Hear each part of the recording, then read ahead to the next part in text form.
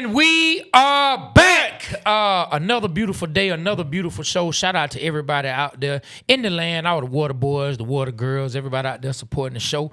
Before we even get started, man, we got to take care of some house business. So everybody that's watching the show, everybody listening to the show, do us a favor. Make sure you go like, subscribe, check us out on every single platform where you get your content, whether it's YouTube, Instagram, TikTok, Facebook, and everybody out there in audio land. Go to Apple Podcasts, even if you're checking us out on Spotify.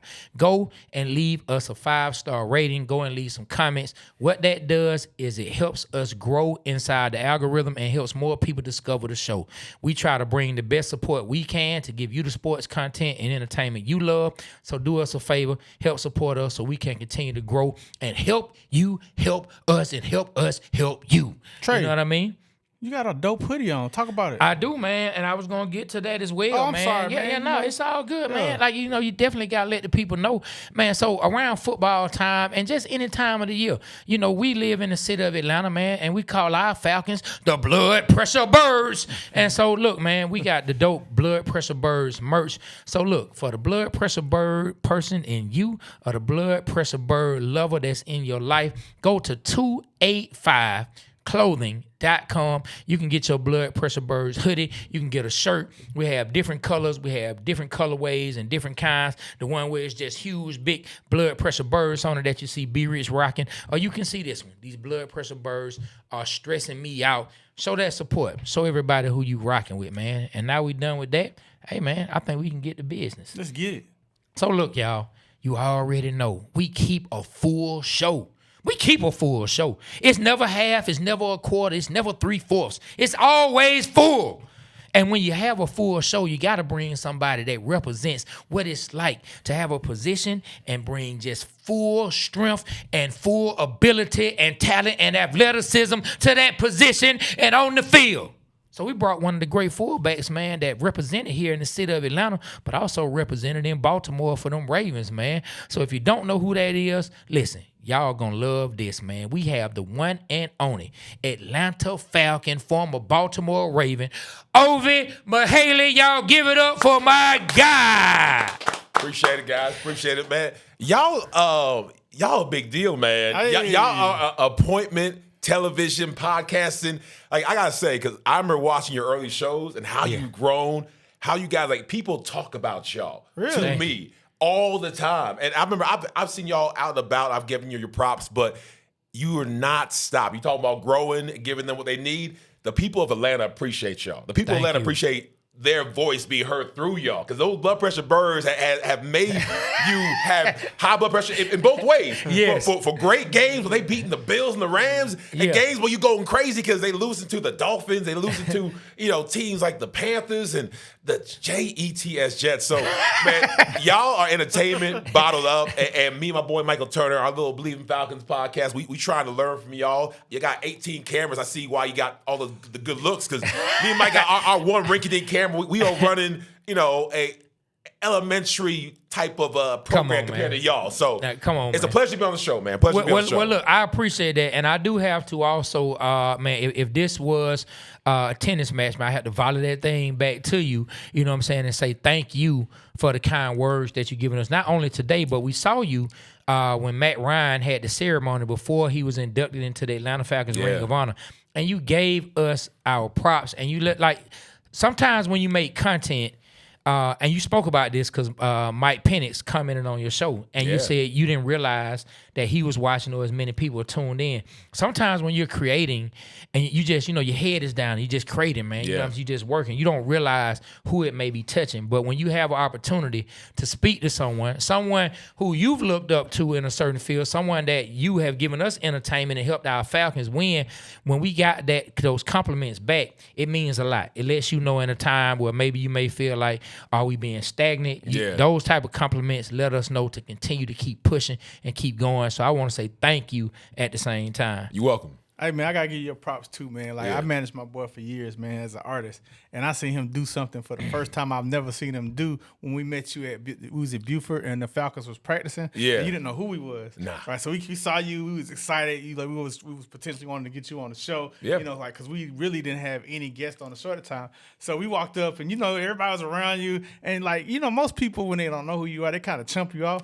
But like you was busy. Yeah. You was busy. A lot of people. But Trey, for the first time in my life, he's like, hey, let me show you the show. Yeah. And I ain't never seen him be aggressive like that. And he went and showed you. It was dope, though. He had a sports bars that he gave the 28-3. Yeah. And he showed it to you. Yeah. And you actually, and it's long, it's like a minute and something long. Mm-hmm. When you're trying to meet somebody and make them watch it, you watch the entire sports bars and you gave my boy some time. Yeah. But I was so like, damn, I never seen Trey do this. This is usually me. I'm so proud of him. Yeah. And so that's the first time we met you, man. And you gave us a shout out then, bro. Hey, man, you got to advocate for yourself. One thing I tell kids, adults, everybody, you got to advocate for yourself. Almost all the major moments in my life has been because I advocated for me. And that's sometimes hard because I'm humble by nature. There's some people who love to talk about themselves loud, and I'm not that guy. I've learned to be that guy in the right situations, but everything from my Pro Bowl, they gave Michael Turner 2 Pro Bowls, and I'm sitting here just sitting in Atlanta while Mike on Hawaii. I'm like, who you think blocked for Mike? Who you think blocked for Michael Turner?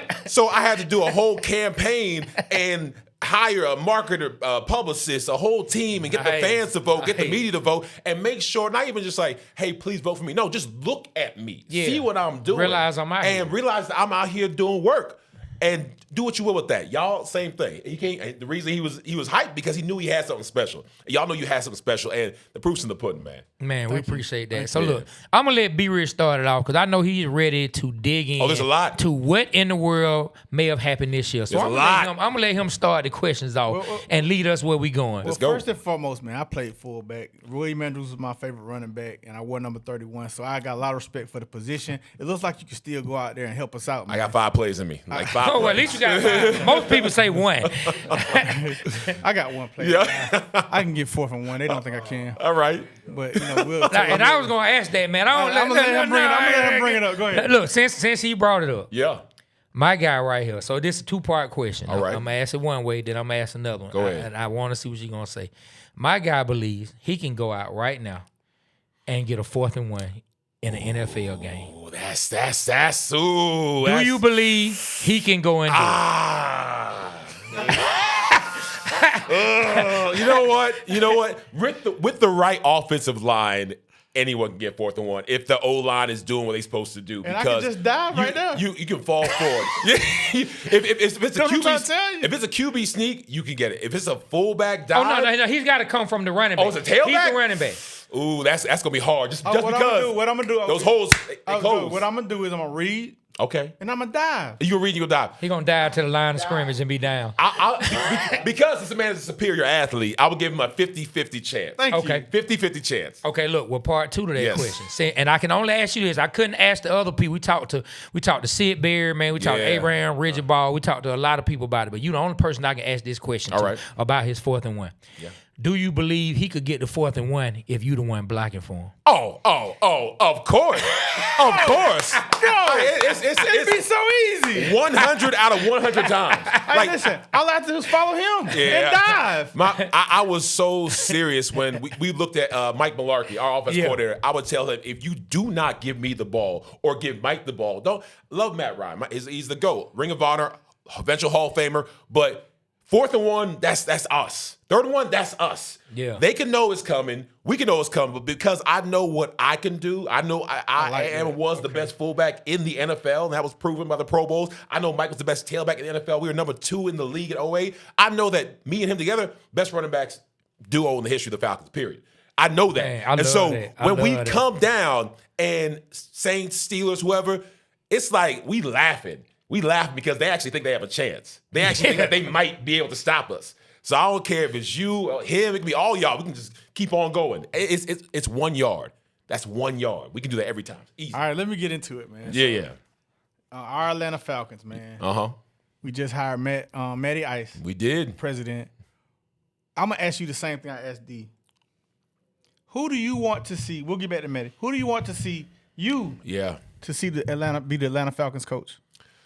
I'm biased, and you talk about the blood pressure birds. The Raven is a bird too, and the Ravens have been up and down. My poor man, Lamar, he deserved better.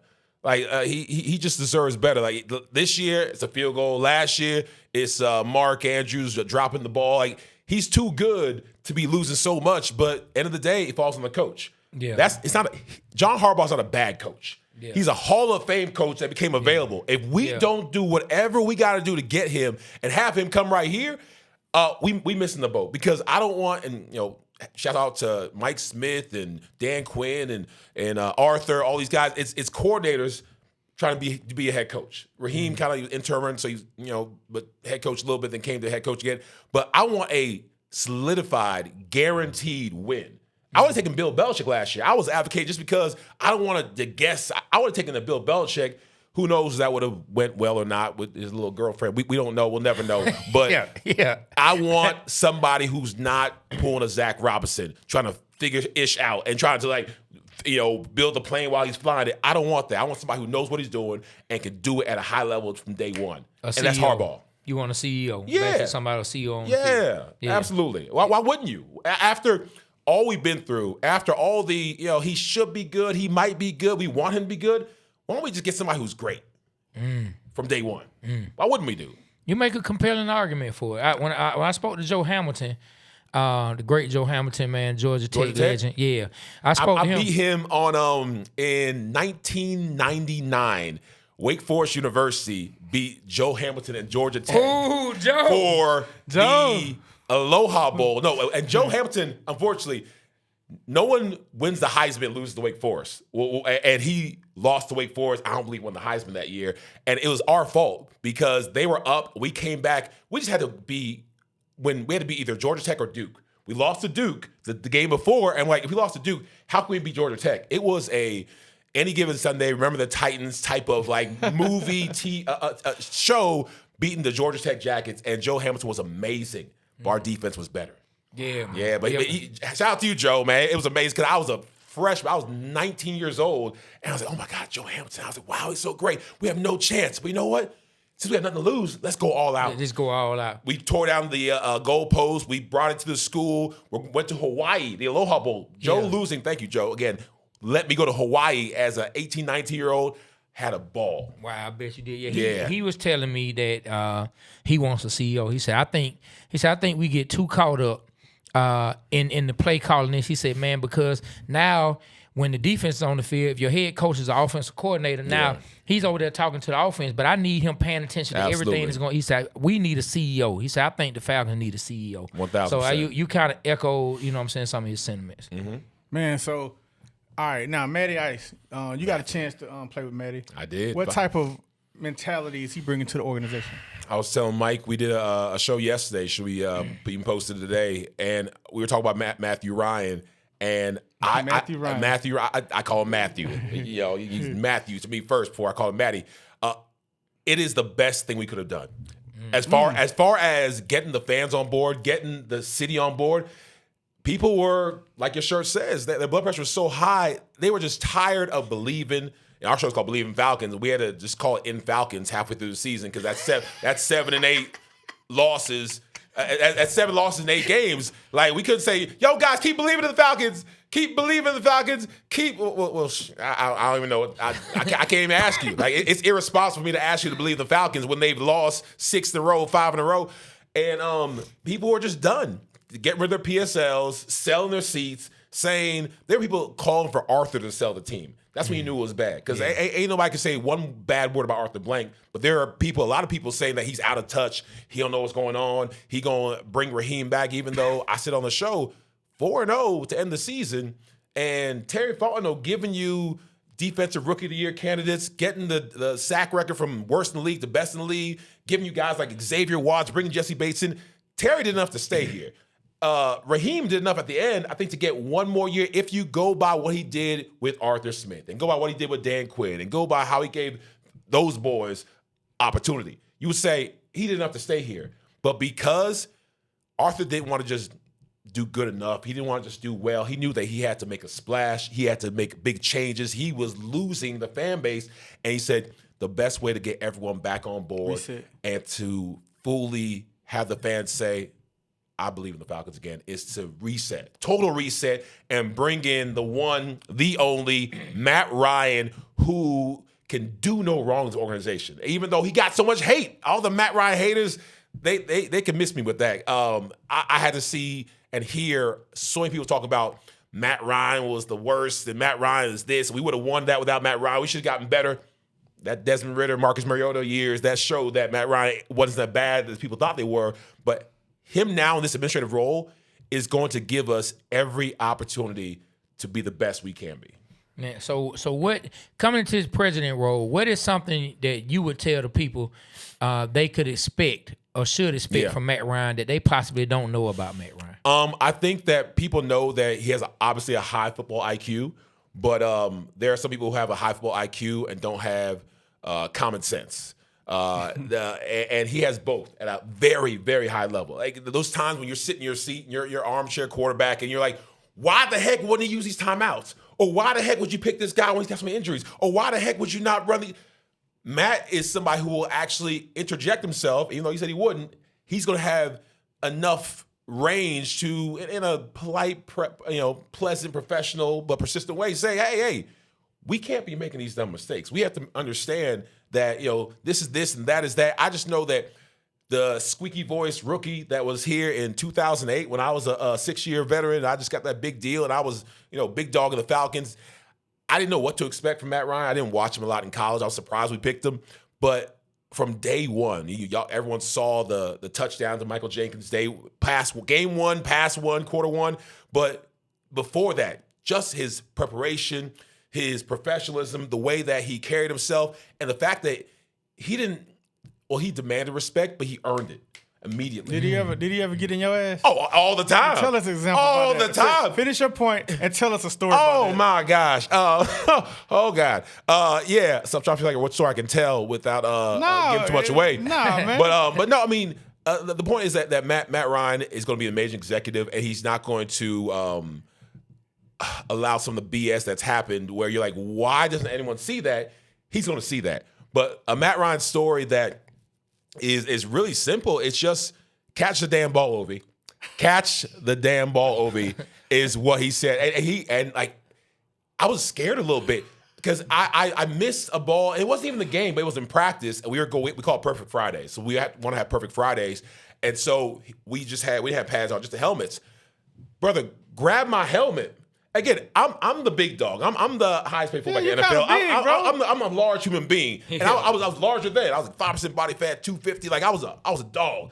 Yeah. And Matt's skinny butt grabbed my helmet, and he said, "Catch the effing ball, Ovie. When I throw it, you catch it." He's like, "I'm not going to throw you the ball if you don't catch it in practice." And I'm just like, okay, so we're lollygagging. It's Friday. You'll get ready for the buses away game, and I got a little bit loose. I usually catch the ball. I dropped one. He's like, you don't have any room for error. Yeah. Roddy misses one, I throw him like a 100 ball. Julio misses one, I throw him a 100 ball. Tony Gonzalez misses one, which rarely happens, never happens. He's like, but I throw you just a couple of times. I need to know when I throw you the ball, you're going to catch it. So it was something to that nature. And part of me was pissed. I was like, who's you talking to? But then I was like, then I was like, you realize, you know what? That's my quarterback. He wants the best for us. He wants the best for our team. And he wants to hold me to a high standard. So I appreciate that, and I needed that because I'm always locked in. I'm usually locked in. But I let go a little bit because we were playing like some horrible team, and that's what a great quarterback does. And I wonder at times if, I don't know who in the organization needed to have that role, but you saw time and time again against crappy teams, we played crappy. We played down to the level of competition, and we played up to the level of competition. Yes. And a lot of people say, I tried to defend Raheem because that's my boy. I appreciate and love what he's doing, but that's coaching. Yeah. When you do that consistently, it's hard not to point that to coaching. And there are fans and all them in my DMs in the show because I was just like, I don't think it's Raheem. I don't think it's not his fault. And the fumbling's not his fault. He can't make that thing. Not catching balls not his fault. Missing kicks not his fault. I'm like, y'all putting it all on Raheem. That's things he can't control. but the level of professionalism and the culture, that is his fault. That's his job. You know what? To create.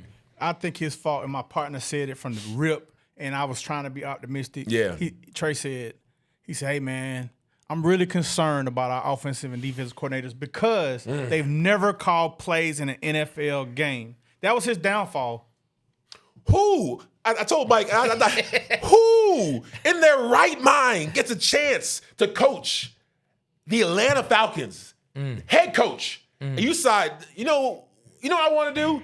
I want to pick somebody who's never called plays ever in their entire life at this level. That's who I want. I want to roll the dice, go to Vegas, and stake my future, my career, on Zach Robinson. Who in their right mind says that? At least, have Zach be an assistant to a play caller who's done it. Have me a quarterback coach. Why would you? I was like, he got something on Raheem. Like Zach got something on Raheem. They might have had one drunk night and so I don't know what he got, but it don't make no sense. It didn't make no sense. Like me and Michael Joe, like it makes no sense that you changed the DC because you saw that ish wasn't working in the middle of the season. But the OC. No, keep on pistoling. Keep on doing the pistol. What you say on your show? Bang bang, bang bang. I was like bang bang. They clipped that, and then your boy Penix talking about what he said for real. He's like, I don't know where these guys are getting this information from. I was like, Mike, we ain't the only people talking about why on earth are you staying in the pistol when we know. And it's not like I'm an armchair quarterback. I was like, I played the game for 10 years. We got 4 All-Pros between me and Mike. I was like, we've talked about it, and Abraham's talked about it. Crumpler's talked about it. Like Brian Finneran talked about it. You got all the people who know football are just saying, if we have a back like Bijan Robinson, and we know the ability for play action to give you so much more opportunity, open up, let these wide receivers get space. Play action for pistol is some ridiculous, you turn around and circle play action. Ain't nobody going for that. Play action from under the center, that's real play action. That I format guy, I'm a little biased. I'm an I formation guy, but play action from under the center with a back like Bijan, oh, you got opportunity. Kirk Cousins doing it, but you ain't doing it. And so I don't know what the reason is. They were saying the coach was saying that he is more comfortable there, and some were saying that maybe Michael Penix is still recovering from an injury, so he can't get out as fast. I don't know what it was, but whatever it is, we don't know. And we all are left to just hypothesize on what the real reason. I would love for Penix to come up and say it, but he ain't gonna do it. Me and Michael Jordan was like, hey, the coaches are gone. The coaches are gone. You're free. Tell us the real. Like, was it the coach? Like, Zach's here, Raheem's here. You ain't got to do the PC thing that Blank's still there though. Blank's still there. You're right. He only gonna let him say. We would all love to know because I went on the Falcons fan cruise with Penix's family, his mom, his family. Yeah, cool people. Hey, hella cool people. I said, I want the brother to be successful. We all want him to win. We want him to be the franchise quarterback, but we also are going to say something if we feel like he's not being put in the best position to succeed. And from our point of view, from most fans' point of view, being in that position under the center, the same way that Kirk Cousins was when he came in, allowed us to take full advantage of a generational running back in Bijan Robinson. So I mean, asking that, and we get right back to Matt, but since you touched on Mike, I mean, what's your opinion of Mike Penix? Do you feel like Penix is the guy? Unfortunately, I don't think he was fully healthy at any point in the season. I get it. No one's fully healthy in the NFL, but I don't feel like he's shown us his best football. If you judged him on just what you saw, like he played a good enough. We had other issues with defense, even though we were making sacks, we were letting people get yards over the middle. We had issues with sometimes the run game, the pass game, all over the place. Not just Penix, but Penix. He didn't do what Matt Ryan did his first year. He didn't say, all right, that's the franchise quarterback. So he's got work to do. But I do think that he showed enough. When he had those flashes, you're like, oh, right there, that Leonardo DiCaprio thing, right there. Yeah. That's what we want. And so he's shown you that he has it, but it's to be consistent. What Ray Lewis told me when I was coming up in Baltimore and trying to learn from a Hall of Fame linebacker on, I want to be great. I wanted to be great like Ray, like Ed, like Dion. And he was like, ain't about being great. It's about being consistently great. It's like be like what Peyton Manning has, what Tom Brady has. You know when they step out there, ain't going to be a flash. No flashes. your whole life is a flash. Your whole career is a flash. You are staying on 10 all the time. We haven't seen that from Penix, but I don't think it's not in him. He just has to pull that out. Now, I was saying, do you think Penix during the season kind of threw the coaches under the bus? Because he did say, hey, man, no one's ever really talked to me. I was like that was kind of like, I think that was the beginning. That was rough. And I know the second he said it, the coach was like, God dang. They're like, ooh, because it's in a player's nature to say what comes natural. And he didn't plan that. He wasn't trying to do that. That's just how he feels. Now, maybe he misunderstood the question and he tried to clean it up. Nah. I know, but he tried to clean it up. And some people try to help him out. But when he said that he goes to his girlfriend for support and goes to his family, and then that's good. Maybe he thought a different type of support. But for the football support, to not say, oh, yeah, QB coach, OC, head coach, I got to, I think he mentioned a coach at home or a throwing coach because everyone was talking about developing, having people that can develop it. And he was a great QB in college. That's why we got him. But there are QBs that come into the NFL and continue to raise their level of play because they have the best minds working with footwork, working with mechanics. I mean, I know that even though I came in as an All-American fullback, I came in as an All-ACC fullback, all that stuff, I learned so much from Max Strong, Lorenzo Neal, Mike Allstout, not just watching their video, but I said, Ray Lewis, tell me every fullback that you've gone up against that's giving you trouble. What have they done?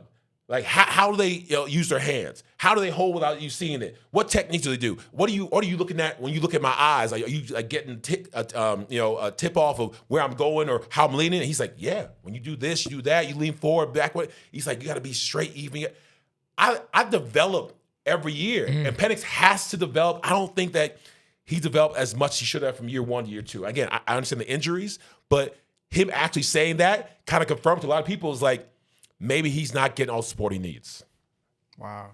You know what? I lost my train of thought, but go ahead, Trey. Man, so coming into this head coaching search, coming into these GMs, you spoke about that you want a veteran. Yeah.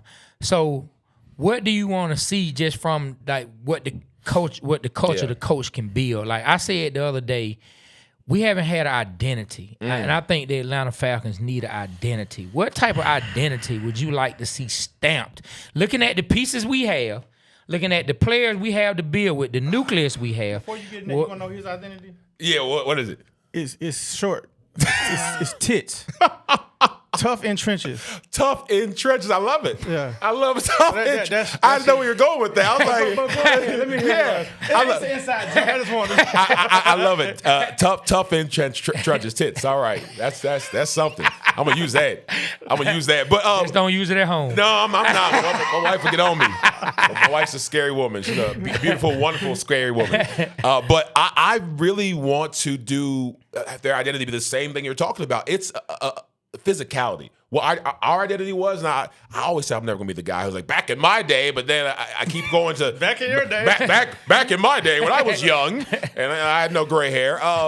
Like Tyson Clabo, Harvey Dahl, Justin Blaylock, Todd McClure, Sam Baker. Like we nasty old line. Were called dirty. We were called, especially Harvey Dahl. Harvey Dahl was a crazy man. Harvey Dahl was that guy, and like remember the Titans that's grabbing the locker without a helmet and banging his head in, blood coming down, and just ready to go. You remember Wildcats Trujillo? That's who he was. He was that guy. Every team needs a crazy mother lover that's just going to go out there and you have to hold him back. Harvey, no. Every other play, Harvey, get off him. Harvey, you're gonna get. And he was a Viking that just wanted war. Yeah. He wanted violence, and we all loved it.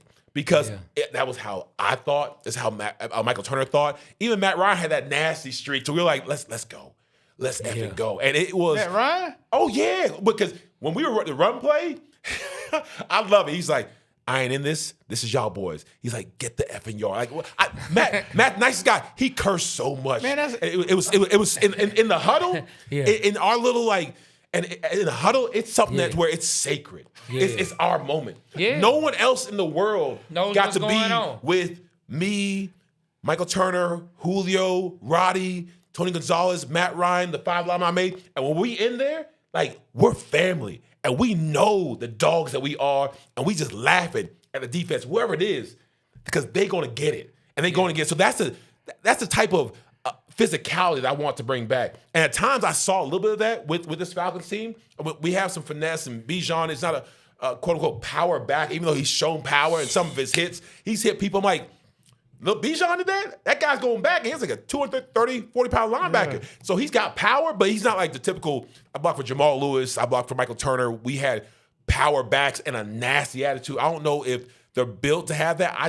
Because I feel like that's the way to go to where you can't be beat. Yeah. If your identity is physicality, violence, that savagery that I think is necessary, they can know exactly what you're running. Yeah. You can tell them what you're running. Yeah. And they just can't stop it. Yeah. You know how helpless a feeling that is? Knowing what's coming. And I'd see linebackers from the second, and third, and fourth quarter, just the life draining from their body and their eyes, and they see me coming, they're starting to back up. Like, Coach would go there Monday, he's like, look what our fullback did. Look at him. Before Ovie hits him, he's taking 2 steps back. He's getting ready for the impact.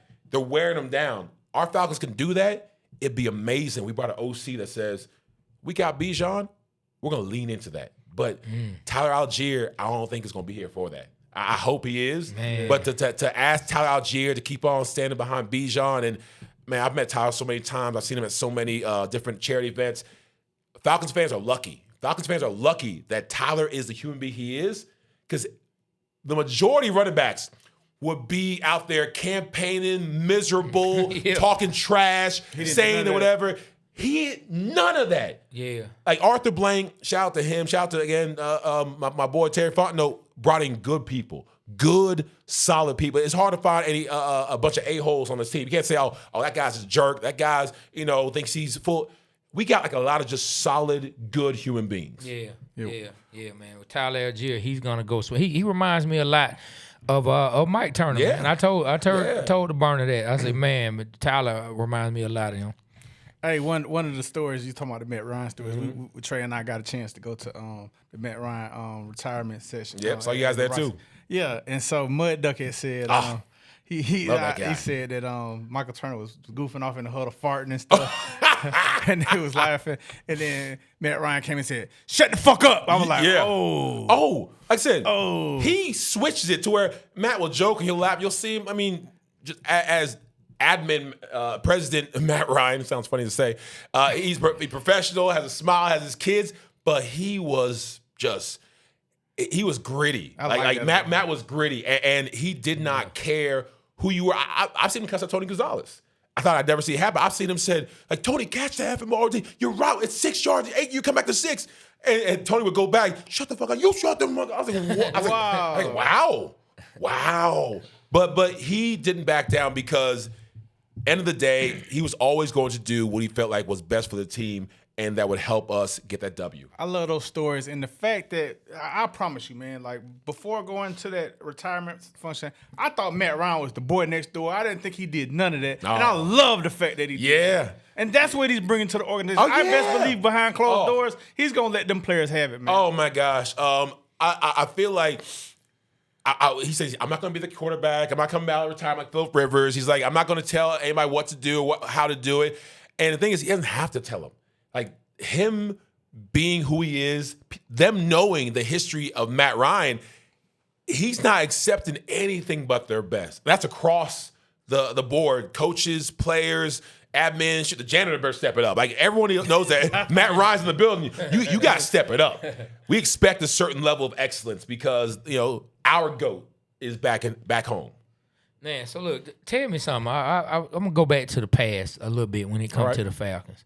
I know you were here with 07. 07 right? was the worst year of my football career.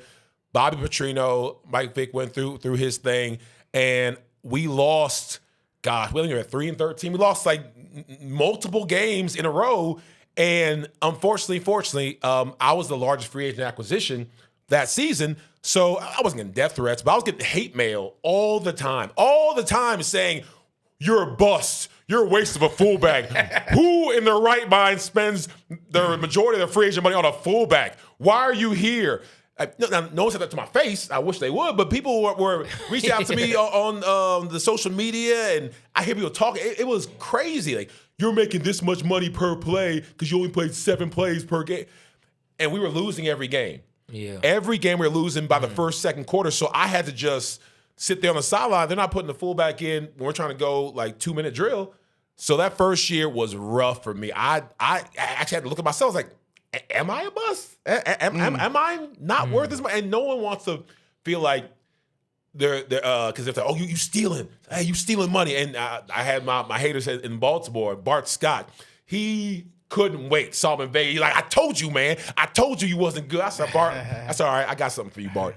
And we played the Jets later on. I got this great picture. I'm holding Bart down, just shaking him. Man, please like, say that again. story. Say that again. And I think Tyson Clay was like, get off him, over. Get him off. I was like, I'm gonna kill him. I'm gonna kill him. Me and Bart had a friendly rivalry, not so friendly. Yeah, I love Bart, but he was like, you look, you on the team of the Ravens, you on the team, I'm gonna F you up, so I'm gonna F you up. And then we had a chance and we saw what happened. Anyways, that 2007 was a rough year.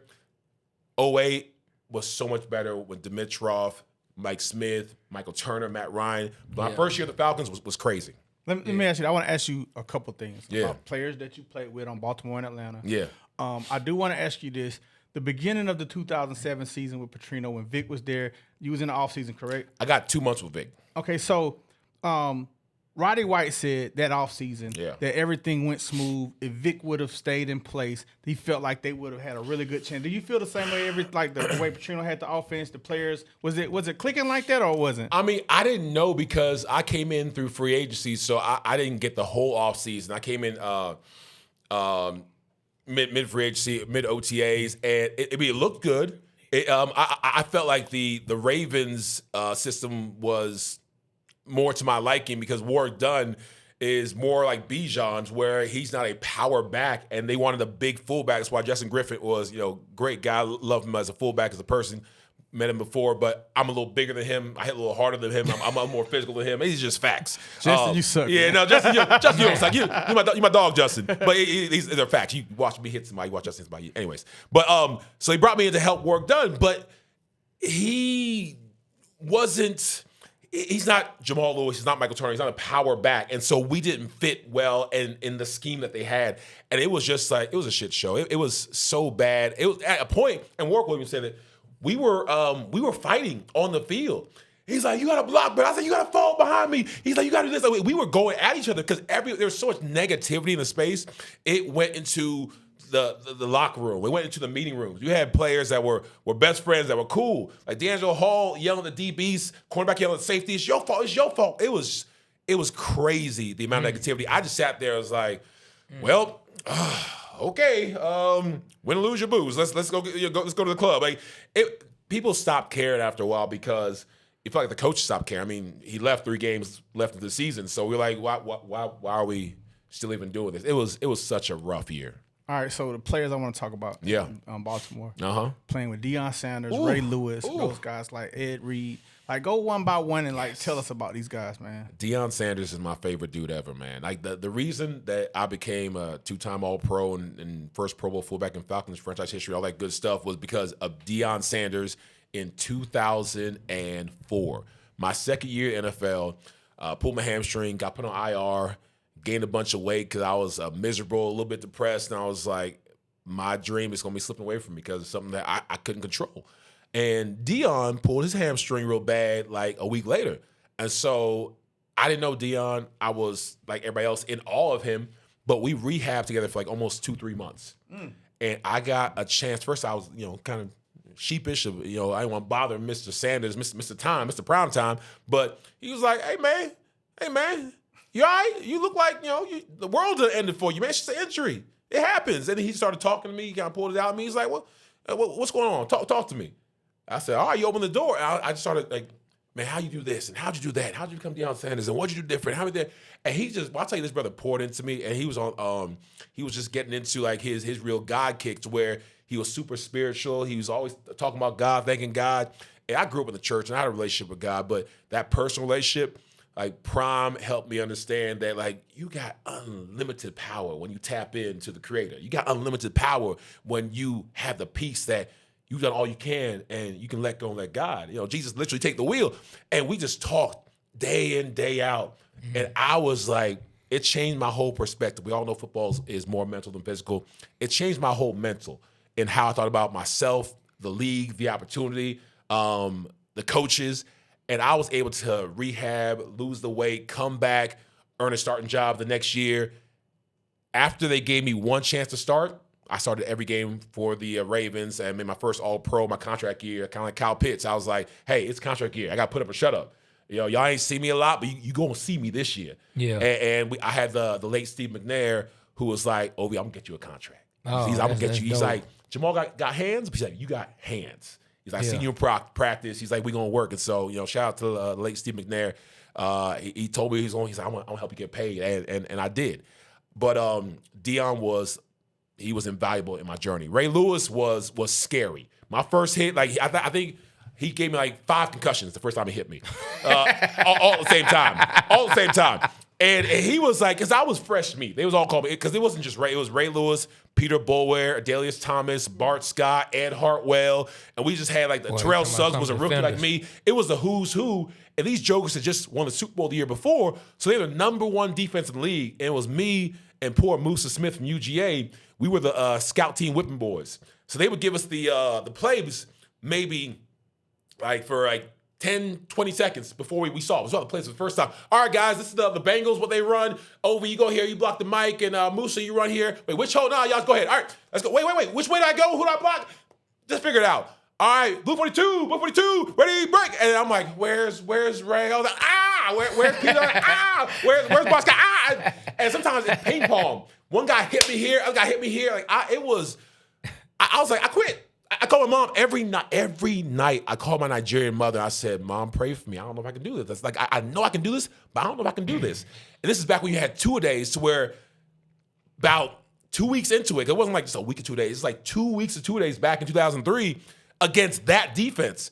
My body's beaten, bruised. I'm already dark skinned. I was turning purple in certain areas, and I'm just like, I'm just bloodied, and I couldn't imagine doing this full time, year after year.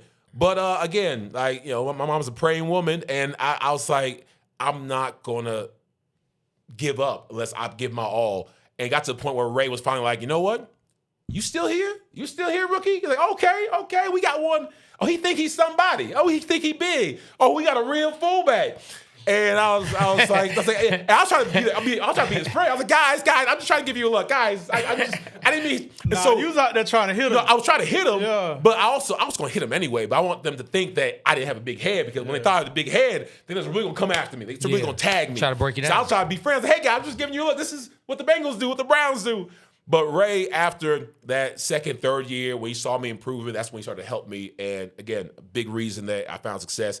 Ed Reed, man, he's all vibes. He's all chill. One of the coolest dude. You watch Ed and you see the NFL films and just how he talks, how he's so positive. Man, he would see me over there sulking. I mean, he's part of defense. He knows that they be tagging me and beating me up. He's like, hey, man, keep your head up. Yeah. It's all right. Hey, you gonna get there. You ain't there now, but you gonna get there. He's like, I see you improving. So Ed always had a kind word for me, and he didn't have to. And I would see it, not just me. He would go to the practice squad guys who feel like, I don't know if I can do it. Because I'm lucky. My dad's a Nigerian immigrant. He's an OBGYN. He delivered 14,000 babies. We live in the suburbs. Like we did fairly well for African American family. So it wasn't like this is all I could do. Like I was pre-med at Wake Forest, the only football student athlete that was taking organic chemistry, cell biology, biomechanics. I was taking anatomy in the basement of the gym.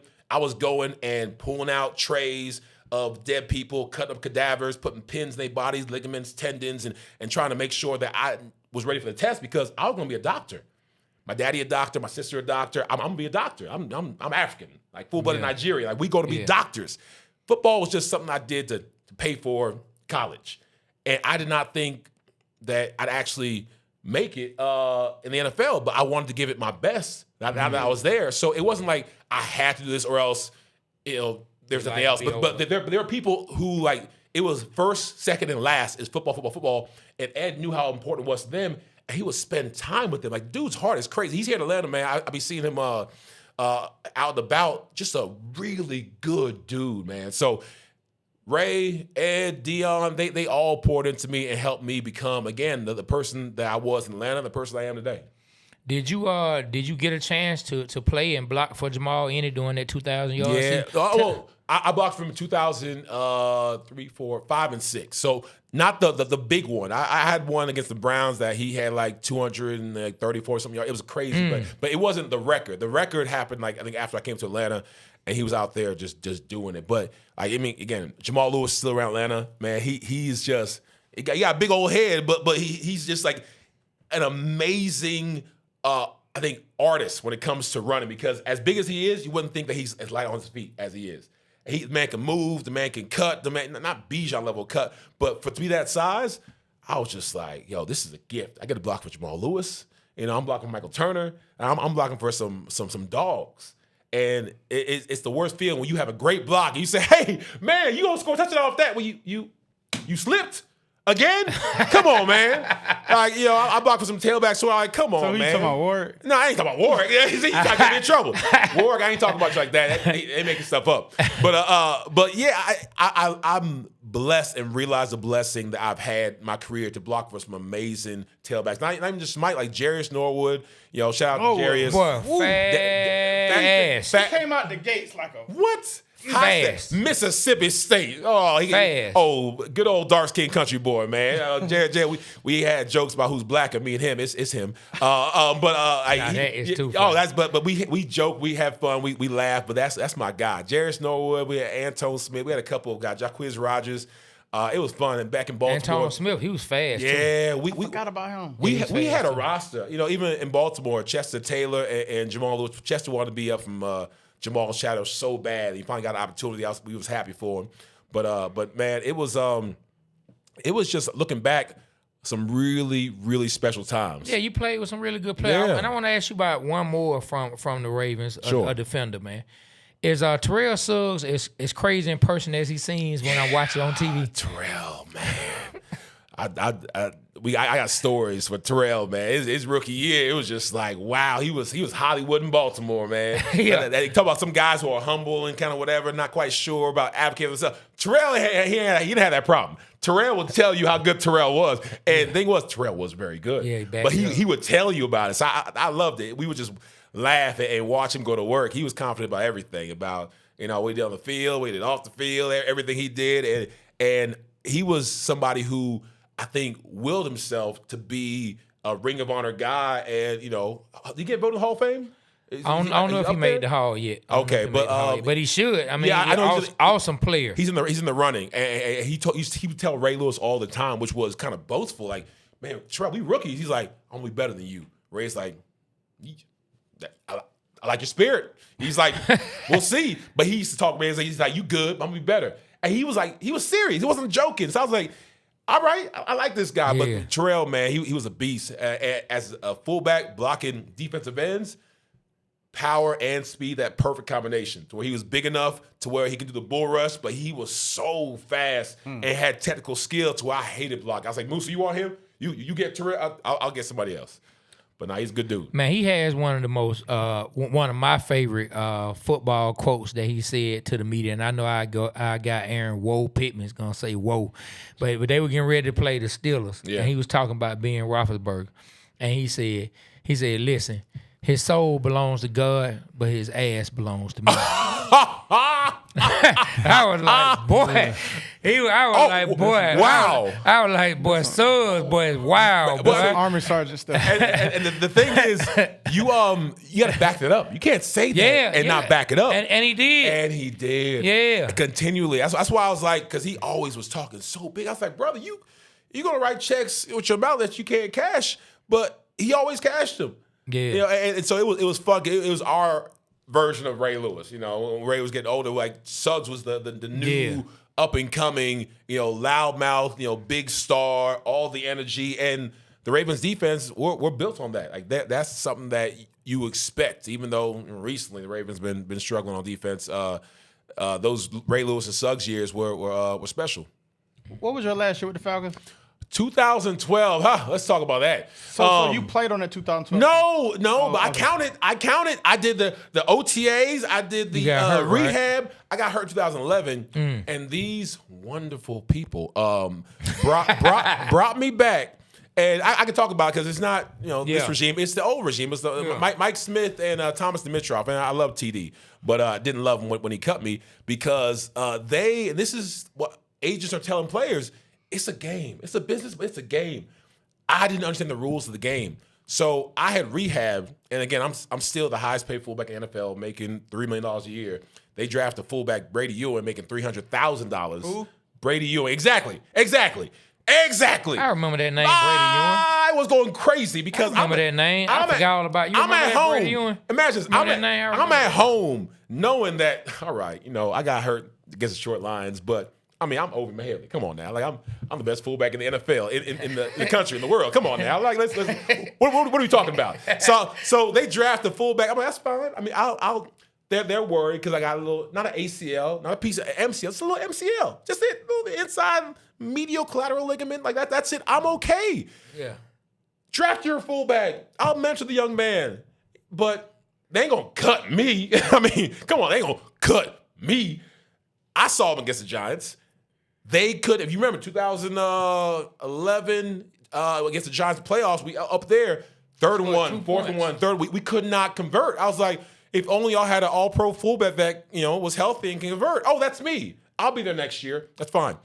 So I rehab, and they were like, hey, Ovie, OTA's coming up.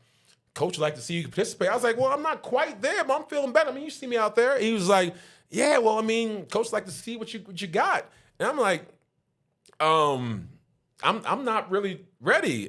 He's like, all right, well. I was like, fine. I'll go out there and run around. I was like, wait, before you go run around, just sign this document that says that you're good to go out there and run.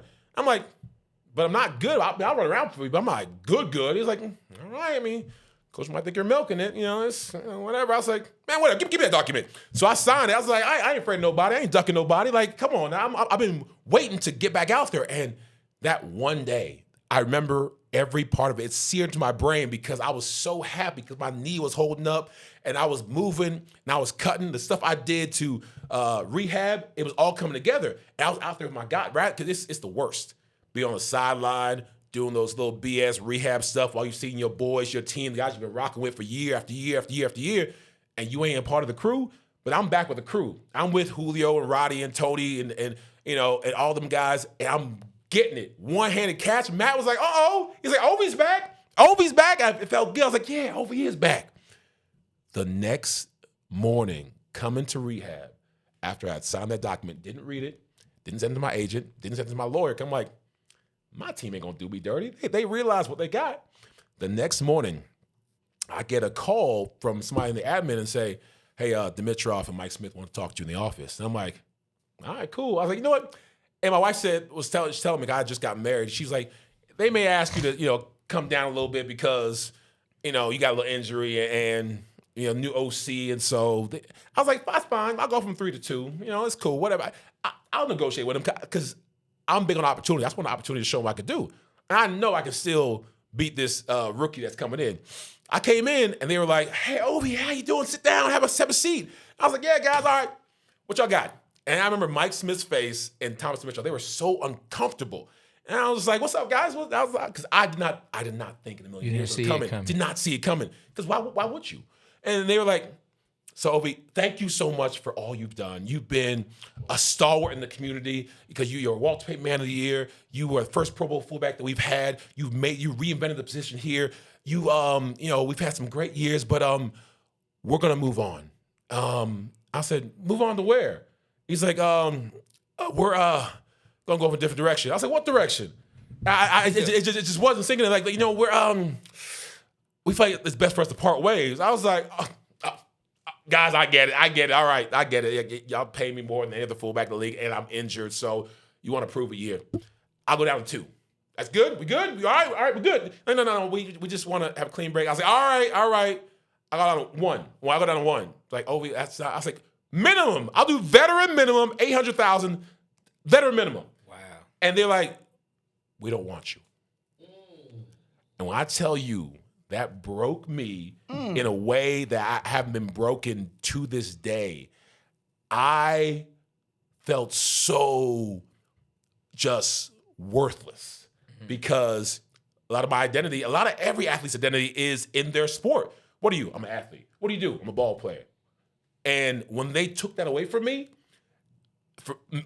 I thought unjustly, I'm like, hey, let's go to training camp. It don't cost you anything. If I don't make it in training camp, if I don't beat out Brady Ewing, that's fine. But if you really think this little boy can go out there and block the grown men that I'm blocking, then let's go ahead. Let's compete. I'm all about competition. If I lose fair and square, then I lost. They didn't give me a chance to compete.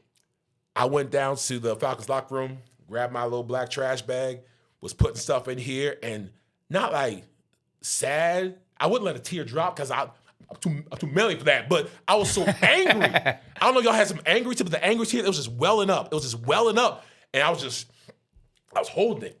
I didn't let it drop till I got to the car because it just blindsided me. Man. And so I had my, literally worthless trash. I had a black trash bag with my helmet, my jersey, got my cleats. I put it out there, and I drove right off Flowery Branch. I went to, I don't know, it was a Publix, the store around there, the grocery store, sat there. And I didn't cry, but I just sat there for like 2 hours, just sat there. Called my mom first, called my wife, called my sister, and then it hit the news like the next day. Falcons let go of Ovie Mughelli. And what bothered me, but it was a very important lesson, I thought like everyone would call me. Got like 6 calls. And it's funny because it's a business, and they move on to the next. And the people who own the clubs, who, oh, you my guy, the people who, want to be all up in your space, oh, give me some tickets, the people who, hey, man, you love to be a financial advisor, love to be a lawyer, but they all gone. So I tell these young guys, don't get caught up into the whole glitz and glam, everybody my friend, everybody love me. They don't love you, they love the position. And I grew up a lot in that year. So that long-ass story, just to say that 2012, I still counted that because I was trying to get picked up, went to the Rams for training camp, and ended up winning the job. But they said, you know what, you're the best fullback here, but we don't want a fullback. I said, excuse me? They're like, no, we're good. I said, but I won the job, and you got rid of the job that I won? Like, yes. I said, all right. I was like, you know what? I'm good. I'm done. And I came to Atlanta. I worked for 92.9 The Game for a little bit. Got to go to the Super Bowl and watch my former team, the Ravens, play the 49ers that year. And as much as I was rooting for my Falcons in 2012, I was like, if y'all go the year y'all cut me to the Super Bowl, I'm gonna feel a certain way. Man, and I'm gonna say this, man. We could not run the ball with any effectiveness in 2012. Yeah. We could not run the football that particular year. I watched. That's one of the things in that team struggled. They struggled running the ball. They aired it out a lot that year. Matt was able to air it out, but we could not run the ball. That's why it was a surprise in that Seahawks game when Quiz came in the hole, knocked Earl Thomas over on his behind, because the Falcons, we haven't been able to run the ball that year. And now we're getting a little glimpse a part of the reason why. Well, the funny story, and I know y'all got to go, so I'm going to leave it at this, but when I got hired at 99 The Game, it was immediately for that season after they cut me. So I was back in the locker room 3 months after they cut me, working with 99 The Game, and I was like, so, Michael Turner, they say right here that the running stats have dropped considerably in the last season. Can you tell our fans why exactly that is? Can you help us understand? Is it a positional change? Is it something with the talent? He's like, Ovie, you're not getting me in trouble. They told me you were coming. I can't talk to you. Leave me alone, Ovie. I was like, what? Mr. Turner, I'm just trying to ask you what the people want to know. And it was funny because after like 3-4 weeks, they ended up getting rid of my credentials because my producer set me up, have me ask the questions that were directly related to me not being there. And I think Brady Ewing, he ended up getting hurt in the preseason 2 years, and they got rid of him. They got like Mike Cox, Lusaka Polite. And what killed me was that I think Dimitrov had just didn't want to admit that he made a mistake, because I was in Atlanta when Brady Ewing got hurt. I'm like, oh, they're going to call me. I'm coming back to the Falcons. I'm sitting here looking at my phone and I say, oh, Falcons bring in Mike Cox. I'm like, Mike Cox? Like, I'm right here. Then I'm like, all right, Mike Cox is here. Falcons bring in Lusaka Polite. Who is Lusaka Polite? I look at it like, I'm right here. And I realized that, sometimes in business, when you make a decision and it's a wrong decision, the worst thing you can do in that space is to admit that you made it wrong. It's easier just to lean into the falsehood that you created for yourself. So it is what it is. I learned hard lessons that I still understand and use to this day. But end of the day, it was an amazing opportunity to play for the Ravens, amazing opportunity to play for the Falcons. I still work with the team very closely, which is why I love you guys. But it's just like you have to understand as a player how to not only play the game and play the sport, but make sure you get everything you can out of it while you're in there. Man, look, I know you said it was long-winded, but that was an amazing story and something that I think a lot of people and a lot of athletes can learn from, man. Because, of course, we don't know you personally. At that time, we didn't know you, so we didn't know you went through all that. But these athletes, now that's one thing we have learned since doing these shows, man. The things the athletes go through, especially when it comes to getting cut and you put everything on the line with teams. Man, we're going to have to get you back, man. Look, I'm around the corner. Man, before you go, tell everybody where they can find you and Mike Turner, man, where they can check y'all show out. Man, I love the way you introed your show because I want the same thing for us. So me and Mike T, we got our little Believe in Falcons show. It's a little podcast that we Hold on. I got to stop you. Words have power. I got to you can't stop say you. it's little, man. Don't ever say we have our little. Don't ever say little. You're right. My guy, you made it to the NFL. Let me- You know what I'm saying? Dad a doctor, sister a doctor, Charleston, South Carolina, Nigerian. My guy made it to Pro Bowl, slammed Bart Scott on his back, did your thing, helped Mike Turner make the Pro Bowl, go to Hawaii while you were at American Deli. Yes. My guy, my guy, you better not say little. Now start it over and tell people where they can find you. Atlanta, we have the #1 podcast by former athletes in the world. There we go. We have, forget Shannon Sharp, Ocho Cinco, forget the Kelsey brothers.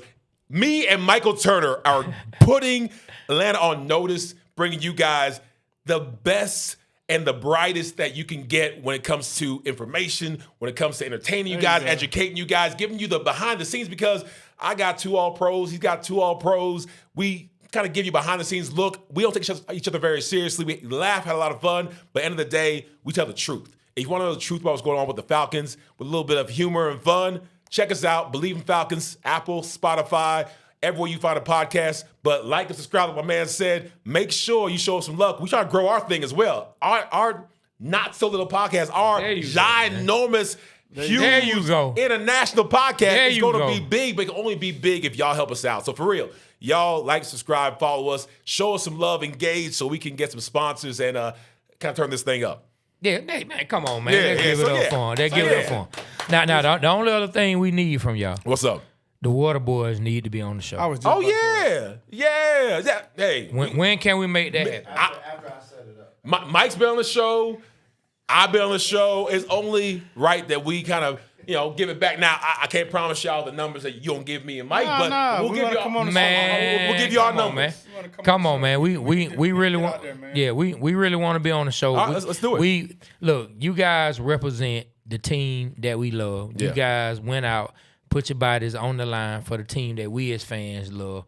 Some of the wins that we were able to celebrate, you guys made that happen. So we are in debt to y'all from that perspective. Appreciate it. And we really, we look up to your football knowledge, man. So, and both of y'all are some cool guys. The way we got Mike Turner on the show was nothing short of just God making it happen. I saw him on my lunch break. Really? And we recognized each other. Man, at Buckhead Pizza. You know what? And I tell this to everybody. For as big as Mike is, he don't understand how big he is. He is literally the all shucks guy. Like, if y'all see Michael Turner out, do not be afraid to go up to him, get an autograph, get a hug. Say, Ovie said, give me a hug to give you a hug. Mike's one of the coolest dudes to be, a legendary Falcons tailback that I know. And I'd say other people aren't, but some people are just like, hey, I'm not, I'm good. I'll sign 2 autographs. I know players like I'm not signing autographs. Like I'm in public, I'm not signing autographs. Mike, that's not who he is. So shout out to Mike as a human being, man. Amazing dude. And the cool thing about the podcast is that it's allowed us to have a better rekindle our brotherhood. Because when guys retire, they all go separate ways. Yeah. Like I'll talk to see Algie Crumpler every now and then, see Michael Jenkins every now and then, see other guys, but like we don't, and it's impossible to have the connection we used to have. And that's our lifeblood. Like that's what everyone says they miss. And so I've been able to get a slice of that back by doing the podcast and having an excuse, a reason for us to talk. So, it's something that's special. I tell everybody like, hey, the most important thing in the world is connections. So never pass up an opportunity to create those like solid, authentic connections with friends and family. So do that. It's going to serve you well. Man, look. And on that note, ladies and gentlemen, let's all give it up for the great Ovie Mughelli in here, man. Thank him for coming through, breaking it down. Like I say, we always give y'all full episodes, and when you leave, man, your football soul shall be real full, man, because we gave it to you. So look, like we always say, the Waterboyz Show, we represent Atlanta because Atlanta represents us. On behalf of myself, Trey, the great Ovie Mughelli, my partner B Rich, Aaron, Whoa Pittman, and Doug. The Waterboyz Show, we are out.